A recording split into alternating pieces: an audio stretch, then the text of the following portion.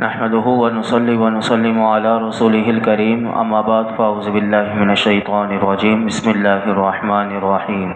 له مقاليد السماوات والارض والذين كفروا بآيات الله اولئك هم الخاسرون۔ آسمانوں اور زمین کی کنجیاں اسی کی ملکیت میں ہیں اور جنہوں نے اللہ کی آیتوں کا انکار کیا وہی نقصان اٹھانے والے ہیں۔ اس آیت کریمہ میں اللہ رب العالمین نے ارشاد فرمایا کہ آسمان و زمین کی کنجیاں یعنی چابیاں اسی کی ملکیت میں ہیں۔ یہ کون سی چابیاں ہیں؟ یہ رحمت، رزق، بارش وغیرہ کے خزانوں کی جو چابیاں ہیں وہ اللہ رب العالمین کے پاس ہے اور وہی ان کا مالک ہے۔ روایتوں میں آتا ہے کہ حضرت عثمان رضی اللہ تعالی عنہ نے نبی کریم صلی اللہ علیہ وسلم سے اس آیت کریمہ کی تفسیر دریافت کی کہ حضور یہ بتائیے اس آیت کی تفسیر کیا ہے۔ اب زبان رسالت مآب صلی اللہ علیہ وسلم نے اس کی تفسیر کیا فرمائی، سنیے۔ نبی کریم صلی اللہ علیہ وسلم نے اس کی تفسیر میں جب پوچھا گیا تو حضور نے ارشاد فرمایا کہ زمین اور آسمان کی کنجیاں یہ ہیں: لا الہ الا اللہ واللہ اکبر وسبحان اللہ وبحمدہ واستغفر اللہ ولا حول ولا قوة الا باللہ وهو الاول والآخر والظاہر والباطن بیدہ الخیر یحیی ویمیت وهو علی کل شیء قدیر۔ حضور نے یہ ارشاد فرما کر فرمایا کہ مراد اس سے یہ ہے کہ ان کلمات میں اللہ کی توحید بھی ہے اور تمجید بھی ہے، اس کی بزرگی ہے، اور حضور نے فرمایا کہ یہ زمین اور آسمان کی بھلائیوں کی کنجیاں ہیں۔ جس مومن نے یہ کلمات پڑھے میرے آقا فرماتے ہیں وہ دونوں جہانوں کی بہتری پائے گا، کہ اسے دونوں جہانوں کی بہتری اللہ کی طرف سے ملے گی۔ اور یہ بہت آسان کلمات ہیں۔ الوظیفۃ الکریمہ جو اعلیٰ حضرت کا جو وظائف ہیں اس میں جو اعلیٰ حضرت پڑھا کرتے تھے صبح و شام کے مختصر وظائف ہیں اس میں یہ کلمات بھی موجود ہیں، تو اگر کوئی یاد کرنا چاہے تو وہاں سے بھی وہ لے سکتا ہے۔ اور میں ایک دفعہ اور دوبارہ سنا دیتا ہوں، بہت آسان ہے۔ لا الہ الا اللہ واللہ اکبر، یہ پہلا جملہ۔ اس کے ساتھ ہی دوسرا جملہ ہے وسبحان اللہ وبحمدہ، اس کے بعد تیسرا جملہ ہے واستغفر اللہ، چوتھا جملہ اس کے ساتھ ہے ولا حول ولا قوة الا باللہ، پانچواں جملہ ہے وهو الاول والآخر والظاہر والباطن یحیی بیدہ الخیر یحیی ویمیت وهو علی کل شیء قدیر۔ بہت ہی آسان کلمات ہیں، سب کو آتے ہوں گے لیکن ایک ترتیب سے یاد کر لے تو پڑھ سکتا ہے۔ یہاں پر ایک بات یاد رکھیے گا، علماء فرماتے ہیں جو اللہ رب العالمین نے فرمایا کہ آسمان اور زمین کی کنجیاں اسی کی ملکیت میں ہیں، تو کیا یہ کنجیاں کسی کو اللہ نے عطا بھی کی ہیں؟ جیسے نبی پاک صلی اللہ علیہ وسلم نے ہمیں بھی بتا دی، تو حضور کو جو عطا کی گئی روایتوں میں کیا آتا ہے سنیے کہ یہاں سے یہ بھی بات یاد رکھیے گا کہ اللہ رب العالمین نے زمین کے خزانوں کی کنجیاں اپنے حبیب علیہ الصلوۃ والسلام کو بھی عطا فرمائیں۔ اور یہ حدیث پاک جو ہے بخاری شریف میں ہے، سن لیجئے کہ حضرت عقبہ بن عامر رضی اللہ تعالیٰ عنہ فرماتے ہیں کہ ایک دن نبی کریم صلی اللہ علیہ وسلم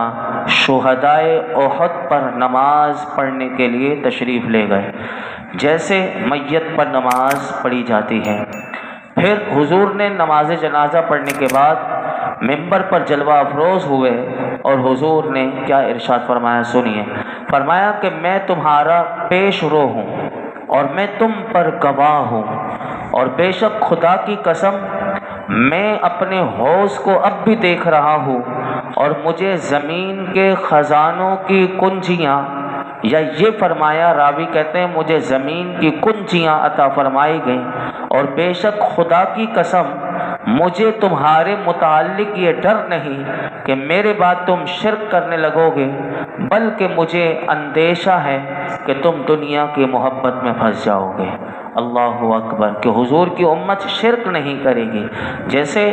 لوگ بتوں کی پوجا کرتے ہیں بت بنا کر، حضور نے بتا دیا کہ مجھے تمہارے متعلق یہ ڈر نہیں کہ تم میرے بعد شرک کرنے لگو گے، جیسے کہ ہر نبی کی امتیوں میں انہوں نے اس طرح شرک کیا کہ انہوں نے بتوں کے وہ پجاری بن گئے، کسی نے کیا کسی کو بت وہ اپن غیر خدا کی وہ عبادت کرنے میں لگ گئے۔ میرے آقا علیہ الصلوۃ والسلام نے فرما دیا لیکن مجھے جس بات کا خطرہ ہے وہ تم دنیا کی محبت میں پھنس جاؤ گے۔ آج دیکھ لیجئے کہ ایسا ہی ہے۔ اعلیٰ حضرت اسی حدیث پاک کے ضمن میں فرماتے ہیں ان کے ہاتھ میں ہر کنجی ہے، مالک کل کہلاتے یہ ہیں۔ تو یہاں پر یہ بات بھی ہمیں سمجھ میں آ جائے اور یہ یاد رکھنا چاہیے کہ اللہ نے اپنے حبیب کو بھی عطا فرمائی۔ اسی میں دوسری بات جو اللہ تعالیٰ نے ارشاد فرمائی کہ جنہوں نے اللہ کی آیتوں کا انکار کیا، پھر اللہ تعالیٰ نے فرمایا کہ ہر چیز کا خالق اللہ ہے، وہی ہر چیز پر نگہبان ہے، آسمان و زمین کی کنجیاں اسی کی ملکیت ہیں، اور جو کافر ہیں وہ اس چیز کو تسلیم بھی کرتے ہیں تو ان پر یہ لازم تھا کہ وہ اللہ کی وحدانیت کو تسلیم کرے۔ اس لیے یہاں فرمایا کہ اللہ کی عظمت و شان کا اقرار کرنے کے باوجود جنہوں نے اللہ کی وحدانیت اور جزا اور سزا کے مضمون پر مشتمل آیات کا انکار کیا، فرمایا وہی نقصان اٹھانے والے ہیں۔ انہوں نے ثواب کے مقابلے میں سزا کو اختیار کیا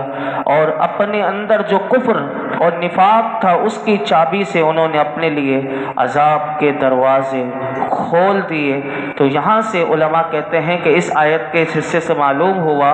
کہ اصل نقصان اٹھانے والے کافر ہی ہیں، کیونکہ جس کی کفر پر موت ہو اصل میں نقصان اٹھانے والا ہی وہی ہے۔ اور اسی آیت میں اگر آپ غور کریں تو علماء کہتے ہیں یہ بھی اس بات کی دلیل ہے کہ جو شخص کافر نہیں اسے اللہ کی رحمت میں سے کچھ حصہ ضرور ملے گا، یعنی اسے اللہ کی رحمت میں سے ضرور کل قیامت کے دن حصہ ملے گا۔ آگے ارشاد فرمایا قُلْ أَفَغَيْرَ اللَّهِ تَأْمُرُونِّي أَعْبُدُ أَيُّهَا الْجَاهِلُونَ، تم فرماؤ اے جاہلو کیا تم مجھے اس بات کا حکم دیتے ہو کہ میں اللہ کے سوا کسی اور کی عبادت کروں؟ مشرکین جو تھے وہ نبی کریم صلی اللہ علیہ وسلم حضور ان کو توحید کا پیغام دیتے تھے، وہ آگے سے کیسی کیسی باتیں کرتے تھے۔ یہاں پر بھی انہوں نے جو کہا تھا وہی اللہ نے اس کا ذکر کیا کہ وہ یہ کہتے تھے نبی پاک صلی اللہ علیہ وسلم سے کہ جو ہم نے بت بنائے ہوئے ہیں آپ ہمارے بعض معبودوں کی عبادت کر لیں تو ہم آپ کے معبود پر ایمان لے آئیں گے۔ اس پر اللہ تعالیٰ نے فرمایا اے حبیب صلی اللہ علیہ وسلم آپ ان کفار قریش سے فرما دیں کہ جو آپ کو اپنے آباء و اجداد کے دین یعنی بت پرستی کی طرف بلاتے ہیں ان سے یہ کہیے اے جاہلو دلائل کے ساتھ اللہ کی وحدانیت کا حق ہونا اور کفر اور شرک کا باطل ہونا ثابت میں نے کر دیا، اس کے باوجود کیا مجھے یہ کہتے ہو تم کہ میں اللہ کے سوا کسی اور کی عبادت کروں؟ انہیں جاہل کیوں کہا گیا؟ اب دیکھیے یہ قرآن کا یہ انداز ہے کہ انہیں جاہل کہا گیا۔ علماء فرماتے ہیں انہیں جاہل اس لیے کہا گیا کہ اس سے پہلے وہ حقیقی معبود کے جو اوصاف تھے وہ بیان اللہ نے کیے کہ جب وہ ہر چیز کا خالق ہے اور تم کہتے ہو، تمہاری زبان سے کہلوا دیا کہ زمین و آسمان کس نے بنائے، تم کہتے بھی ہو، مانتے بھی ہو، اقرار بھی کرتے ہو کہ وہ اللہ ہے۔ جب ہر چیز کا خالق اللہ ہے، آسمان و زمین کی چابیاں اسی کے پاس ہیں، یہ بات ظاہر ہے کہ بتوں کا تعلق جمادات سے یعنی پتھر سے ہے اور وہ کوئی نفع نقصان نہیں پہنچا سکتے، اور جو شخص اتنے مقدس اور عظمت والے اوصاف کے معبود کی عبادت سے منہ پھیر کر ان بے جان جسموں کی عبادت میں مشغول ہو تو فرمایا وہ سب سے بڑا جاہل ہے۔ تو اسے جاہل نہ کہا جائے گا تو کیا کہا جائے گا؟ تو یعنی یہ کتنے بڑے جاہل ہیں۔ اور اس کے ساتھ ساتھ اللہ کی وحدانیت کے علم بردار یعنی میرے آقا علیہ الصلوۃ والسلام اور ان کو بھی اس جھوٹی عبادت کی طرف بلانا، فرمایا یہ تو سب سے بڑی جہالت ہے، تو اس لیے انہیں جاہل کہا گیا۔ اس لیے اللہ نے انہیں فرمایا محبوب انہیں کہو اے جاہلو، اب سنو میری بات، یعنی تمہیں اتنے دلائل دیے جا رہے ہیں اس کے باوجود تم مجھے اللہ کی عبادت چھوڑ کے تم غیر اللہ کی طرف بلا رہے ہو۔ اللہ اکبر۔ پھر آگے اللہ نے کیا فرمایا وَلَقَدْ أُوحِيَ إِلَيْكَ وَإِلَى الَّذِينَ مِنْ قَبْلِكَ لَئِنْ أَشْرَكْتَ لَيَحْبَطَنَّ عَمَلُكَ وَلَتَكُونَنَّ مِنَ الْخَاسِرِينَ، بے شک تمہاری طرف اور تم سے اگلوں کی طرف یہ وحی کی گئی ہے کہ اے ہر سننے والے مخاطب،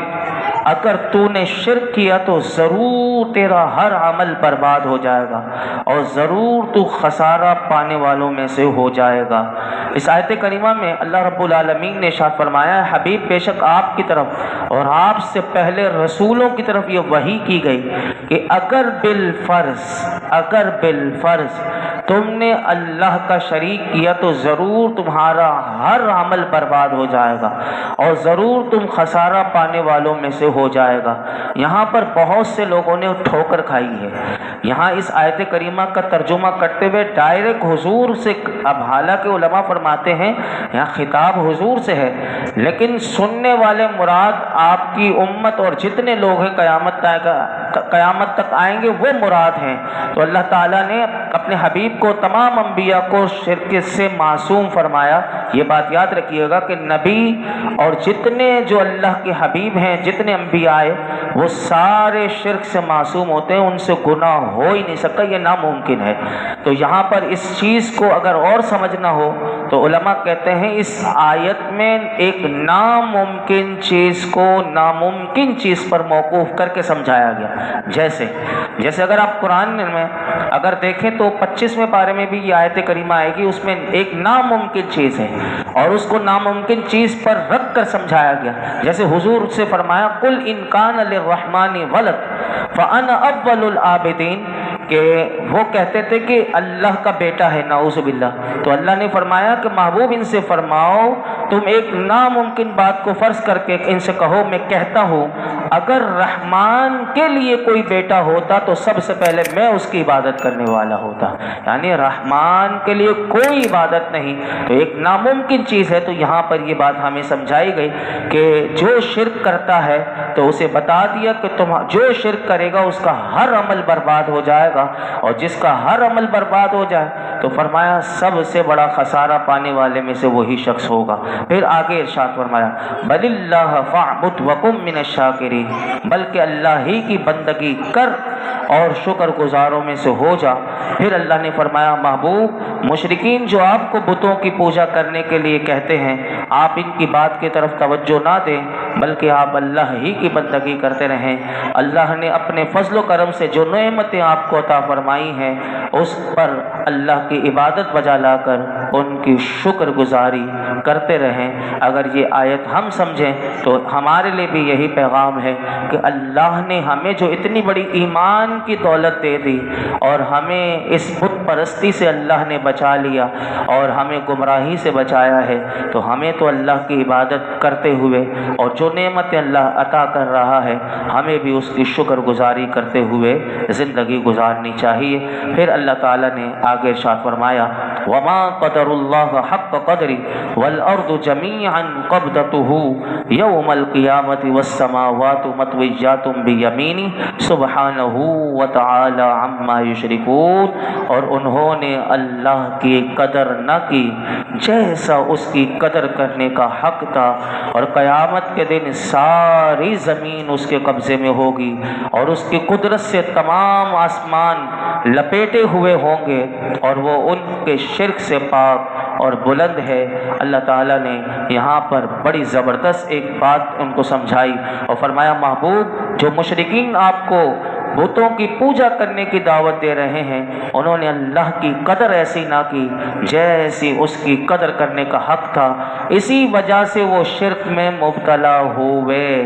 اگر وہ اللہ کی عظمت سے واقف ہوتے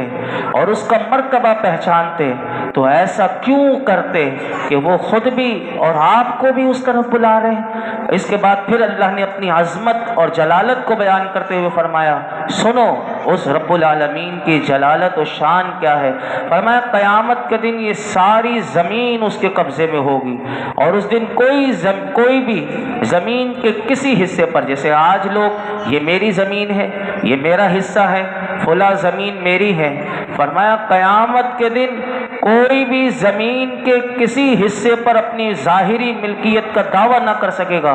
اور فرمایا اس کی قدرت سے تمام آسمان لپیٹے ہوئے ہوں گے، اور اللہ کافروں کے شرک سے پاک اور بلند ہے۔ اس آیت کریمہ کے اس حصے کو اگر سمجھنا ہو تو اس حدیث پاک کو سنیے، کیسے قیامت کے دن کا منظر ہوگا۔ اور یہ بخاری شریف میں حدیث شریف آتی ہے کہ حضرت عبداللہ بن عمر رضی اللہ عنہما اس حدیث پاک کو روایت کرتے ہیں کہ رسول کریم صلی اللہ علیہ وسلم نے قیامت کا دن کا منظر بتایا کہ فرمایا قیامت کے دن اللہ تعالیٰ آسمان کو لپیٹ کر اپنے دست قدرت میں لے لے گا۔ کتنا بڑا آسمان ہے، فرمایا اپنے دست قدرت میں لے لے گا۔ پھر اللہ فرمائے گا میں ہوں بادشاہ، کہاں ہے جبار، کہاں ہے متکبر،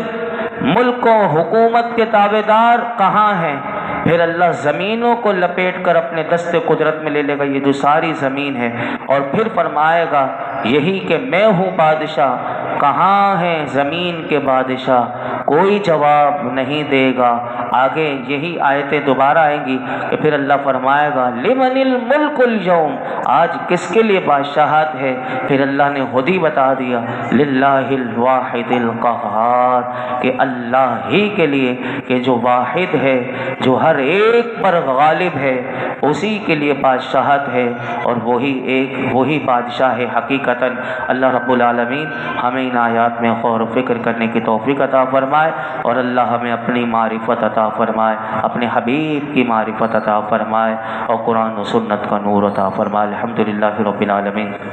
والصلاة والسلام علی سید الانبیاء والمرسلین وعلی آلہ واصحابہ اجمعین۔ یا اللہ پاک جو کچھ سنایا اس میں کوئی غلطی کوتاہی ہو معاف فرما، اپنی بارگاہ میں قبول فرما۔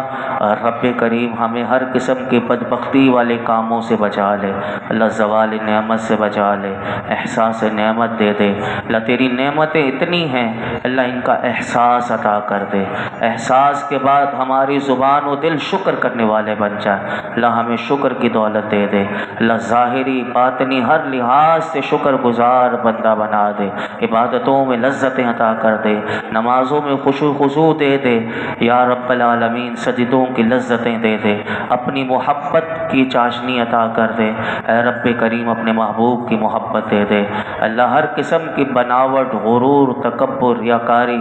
بد اخلاقی یا اللہ ہمارے اندر سے دور کر دے، اللہ ہمارے اخلاق اچھے کر دے، ہمیں احکام پر عمل کرنے والا بنا دے، عبادات میں کامل فرما دے، عبادت کی روح عطا کر دے۔ جتنی دعائیں آج تک ہم نے کی ہیں آئندہ کریں گے، پروردگار عالم ہماری تمام دعاؤں کو اپنے محبوب کے صدقے میں قبول فرما۔ وصلی اللہ تعالی علی خیر خلق محمد وعلی آلہ وصحبہ اجمعین۔